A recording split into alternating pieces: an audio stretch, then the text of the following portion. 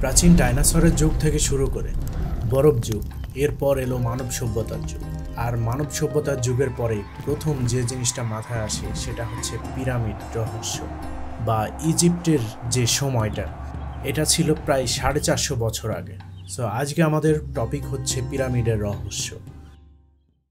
ধুলোয়ার সময় দেয়াল ভেদ করে আমরা দাঁড়াই মিশরের গিজা মরুভূমিতে। আজ থেকে 450 বছর আগে এখানে দাঁড়ালো মানব জাতির এক অনন্য সৃষ্টি, গিজার মহা পিরামিড। প্রশ্ন আজও রয়ে গেছে, এত বড় পাথরের পাহাড় কিভাবে গড়ে তুলল তারা কি সত্যি কেবল হাত ও সাধারণ যন্ত্র দিয়ে এই সম্ভবকে সম্ভব করেছিল, নাকি এর পিছনে লুকিয়ে আছে এমন কোনো রহস্য যা আমরা এখনো জানি না? সময় 2560 খ্রিস্টপূর্ব। নীল নদের তীরে শাসন করছেন ফারাও খুফু। ফারাও চান এমন এক সমাধি যা হবে অমরত্বের প্রতীক, যা তার আত্মাকে চিরকাল আকাশে দেবতার কাছে পৌঁছে দিবে। পুরোহিতরা নক্ষত্রপুঞ্জের অবস্থান মেপে দিন পরিকল্পনা করেন, যাতে পিরামিডের দিক নির্দিষ্ট নক্ষত্রের সাথে মিলে যায়। রাজকীয় আদেশ ছড়িয়ে পড়ে, আমাদের সময়ে সবথেকে মহৎ স্থাপনা তৈরি করো। নাইল নদী থেকে বিশাল চুনাপাথর ব্লক আনা হচ্ছে নৌকায়। প্রতিটি ব্লক 2 থেকে 15 টন ওজনের। শ্রমিকরা কাঠের স্লেজে পাথর বেঁধে বালিতে পানি ঢেলে ঘর্ষণ কমিয়ে কমিয়ে তারপর এগিয়ে নিচ্ছে এ পাথরগুলো।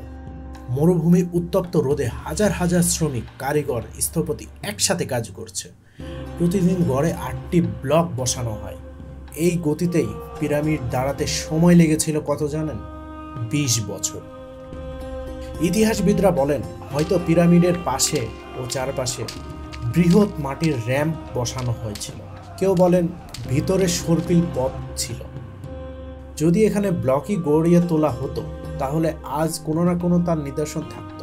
আজও কোনো র্যাম্পের অবশিষ্ট পুরোপুরি পাওয়া যায়নি, তাই রহস্য কিন্তু আজও রয়ে গেছে। পিরামিডের চারিদিকে উত্তর, দক্ষিণ, পূর্ব, পশ্চিমের সাথে প্রায় নিখুঁতভাবে সামঞ্জস্যপূর্ণ। মাত্র কয়েক ডিগ্রি এদিক ওদিক, সেটা তো সঠিক মাপ নেওয়ার পরও হয়। সো আমরা বলতেই পারি যে এটি একদম নিখুঁত মাপের। প্রতিটি প্রধান পিরামিডের অবস্থান অরেঞ্জ বেল্ট নক্ষত্রমালার সাথে মিলে যায়। প্রাচীন মিশরীয়রা বিশ্বাস করত অরেঞ্জ ছিল দেবতা ও সিরিসের বাসস্থান, যিনি মৃত্যুর পর আত্মার পথ প্রদর্শক। খুফুর পিরামিডের ভিতরে কিংস চেম্বার, কুইন্স চেম্বার এবং সরু সরু টানেল রয়েছে।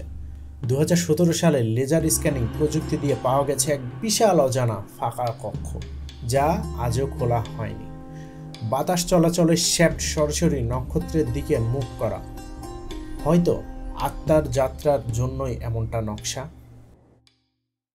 আগে ধারণা ছিল দাসরা কাজ করত, কিন্তু প্রত্নতাত্ত্বিক খননে পাওয়া গেছে শ্রমিকদের গ্রামের প্রমাণ। তারা ভালো খাবার পেত, রুটি পেত, মাংস, পিয়ার ইত্যাদি।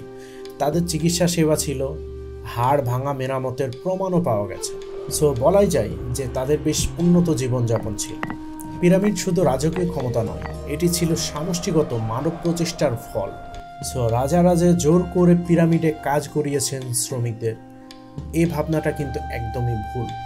কেউ বলে মিশরীয়রা হয়তো এমন কোনো প্রযুক্তি জানত যা সময়ের সাথে হারিয়ে গেছে। কেউ বলে হয়তো এলিয়েন সাহায্য ছিল।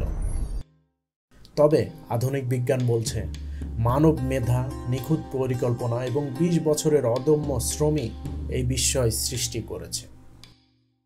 মরুভূমি, গরম হাওয়া, ধুলোর ঝড় আর হাজার হাজার সময়ও পিরামিডকে হারাতে পারেন।